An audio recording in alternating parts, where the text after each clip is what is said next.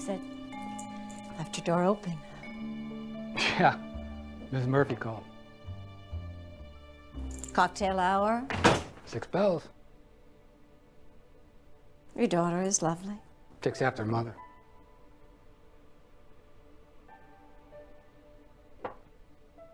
Oh boy. I can't take your money anymore. All my leads have gone belly up. The police told us the same thing back in June. My husband has apparently vanished from the face of this earth, and that's just the way it has to be, I suppose. My daughter Jennifer and I don't even mention him at home anymore. We're all cried out detective. I bet you are. So, what do I owe you for the last 2 weeks? Same as before. 25 a day, 300. I don't use them. Not that I care, but isn't it about 200 for 2 weeks? That's plus expenses, remember? By the way, my account's been up my keister about getting all this dough in writing. Do you mind just writing a check? Not at all. Thank you. May I? Yes.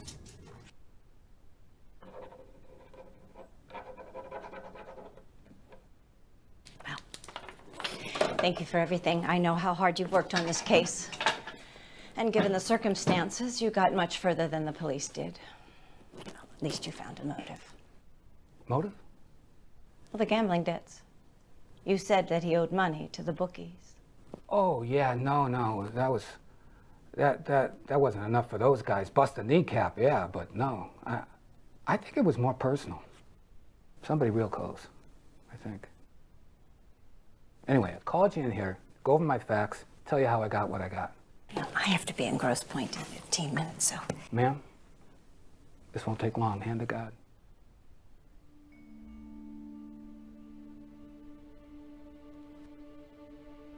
Gil just disappears. Poof. Like, Jimmy Wilcox at Ford, remember him? The rabble-rousing foreman? Gone with the wind. And ma'am, that's when it hit me. Fellas in town said Jimmy didn't disappear. He was bumped off, cremated. And this malarkey about his body being buried somewhere was just smoke they'd throw to public. But this wasn't a mob hit. No? No, this was a hitman hit all the way. Someone hired someone to make your husband disappear. Probably picked him up about 7 o'clock when he left the office, right about the time you were introducing the donors at the charity event. Shot him, strangled him in a car, and then he or she brought the body to a neutral location to ensure no links to anybody, especially you. This damn thing is locking up. Are you saying that I killed my husband? Not physically. So I not only hired a hitman, but I hired a private detective to catch me at it. Oh, it must be nice to have logic unencumbered by reality. Yeah, I think that's why you hired me. That's the reason. 2-bit private eye working out of a dump office on Grand Boulevard for welfare mothers and jealous husbands. The model gumshoe to not get the job done. I have to be in Grosse Pointe. Are we finished with your facts? Because they really don't matter. In your parlance, the case is history. 8 to 5, you don't make it to Woodward Boulevard.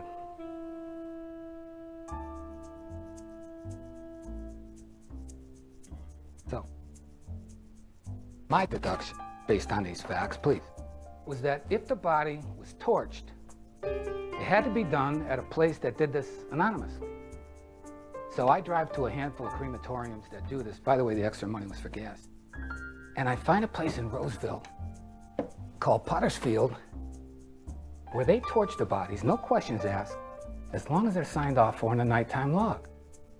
But see, hitmen don't sign anything ever.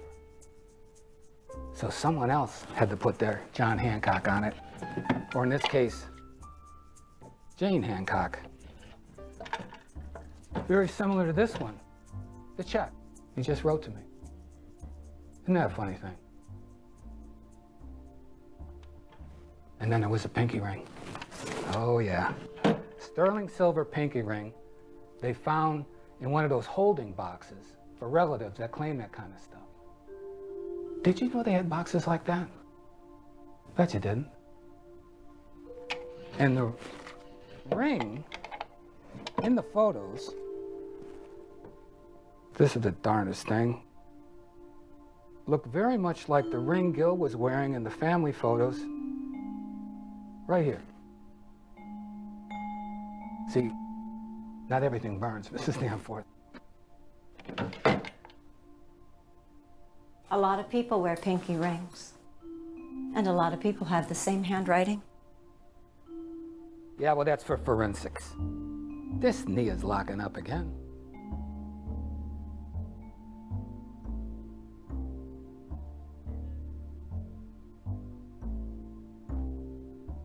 I underestimated you. You've got moxie. You've been married twice, correct? Mm-hmm. One was a dancer, I believe. Both blonde. Both. You know, I used to dance. Back when One for the Money was touring through town here at the State Theater. I was one of the local chorus girls they hired. Sally Kowalski, third from the left. They said I had the best gams in the group. I worked with Gene Kelly. I bet you did. But I am not a taker. I give.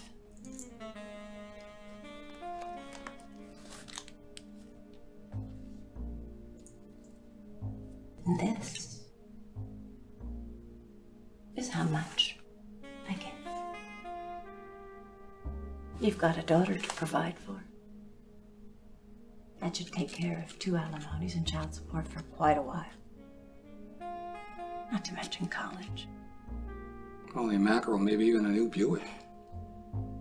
You want more? You kidding? If I was to take it, this is plenty. If I was to take it. And I quit blondes. Maybe you just picked the wrong ones. Is the grieving widow making a pass?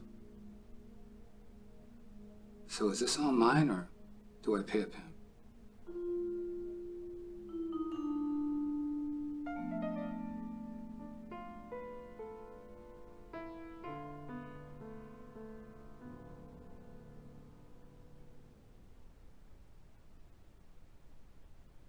My Ivy League daughter started seeing a therapist earlier this year. Off campus. She was having some insomnia issues.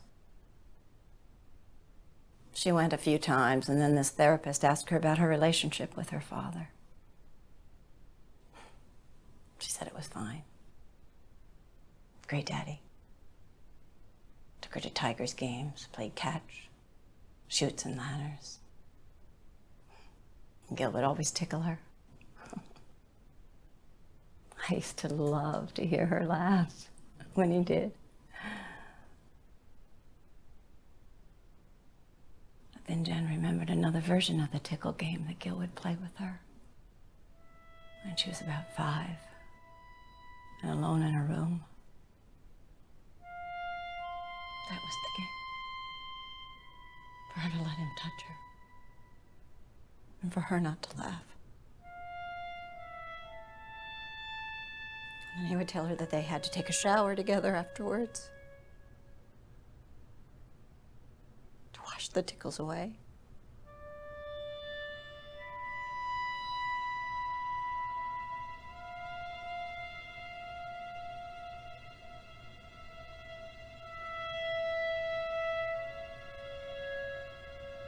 She was under sedation for 48 hours. Jen told Gil and I it was an ear infection at the time. She started drinking way too much at school. Blackouts. And when she got back from spring break, she told me what she had told the therapist. And she cried for 2 days. Started drinking again.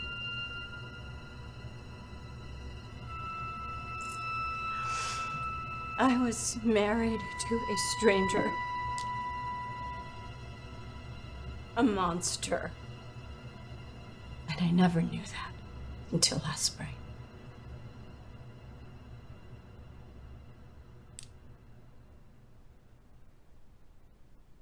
That's why.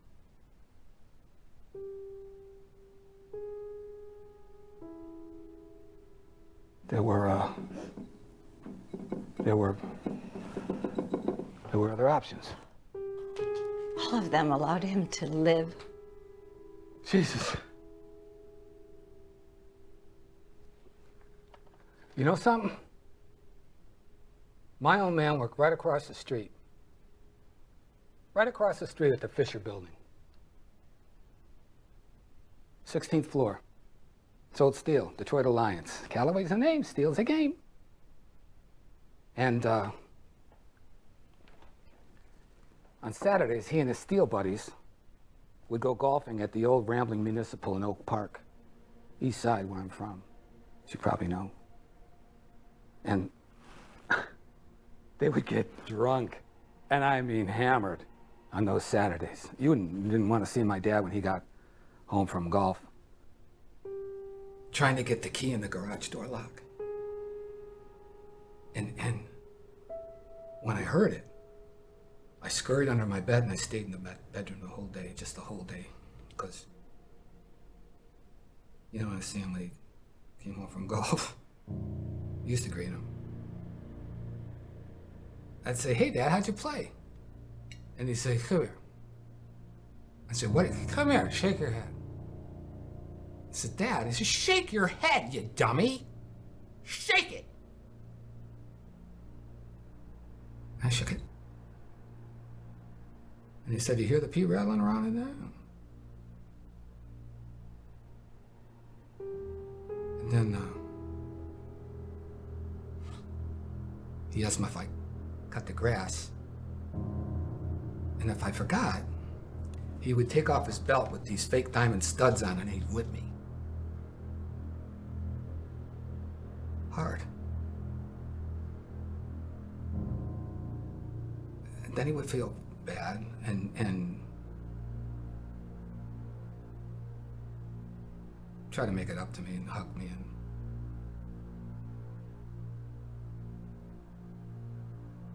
wrestle with me. I wanted to kill him. Years I dreamed of killing him. And in my fantasy, I make him shake his head before I blow it up.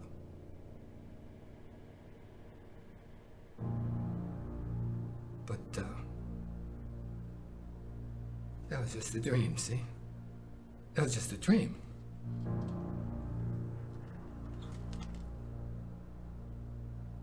And on his deathbed, he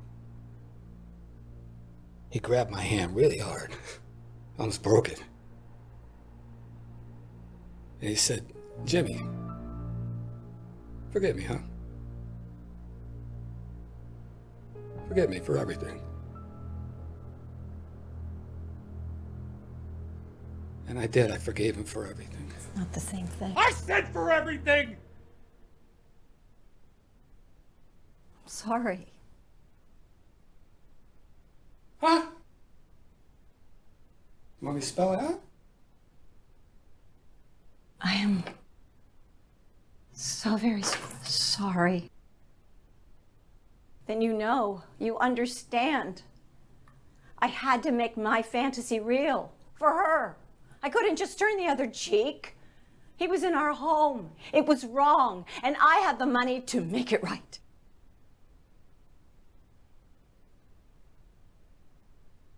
Writing on the checks and the burnt ring won't hold up in court, Detective. You and I both know that. The DAs and the judges in Oakland County are friends. You'll be blackballed if you make these kinds of accusations against me on the West Side. You'll lose. I'll win. Case is going to be tried in Roseville. East Side, where the ashes are. Near Oak Park, East Side. 2 phone calls this time. This time. 1 to the Free Press. And I'm out. Crack the Danforth case. Move up with the big guys, finally. Move up with the big guys. Prove everybody wrong by finally doing something right. Why don't you do something right for a change? Take the money. That is doing the right thing. He was a child molester. I'd die for her, Detective. You'd kill for her, lady. Why keep fighting losing battles? This is not the time to be noble. It's the time to get even. Vengeance is mine, saith your Lord. My daughter might never be the same again, and yours wouldn't be either. You of all people should get that. Take the money. It's not about my daughter. It's about the law. God damn it!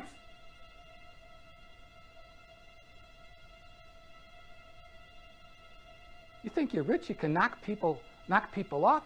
You think I should feel guilty? I should feel guilty? You bump your husband off? I should feel guilty? Huh? I'm asking you. Yeah, I know about the Detroit PD. I was there. And I was going to rat on one of those vigilante cases, and they called me a drunk, and they retired me. Well, it's not always cocktail hour, and I can still cut it, lady. You believe what you want to believe, but don't you sell it here. You want to make it right? You want to make it right. Do it right. Take your husband's Senate seat, make new laws for all the kids, not just your daughter. Girls and boys. Don't make the calls, Jim. There's nothing to prove anymore because you are absolutely right. You can still cut it.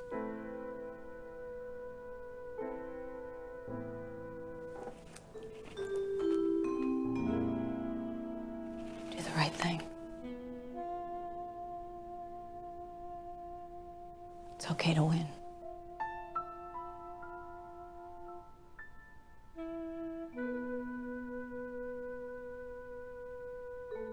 She is lovely.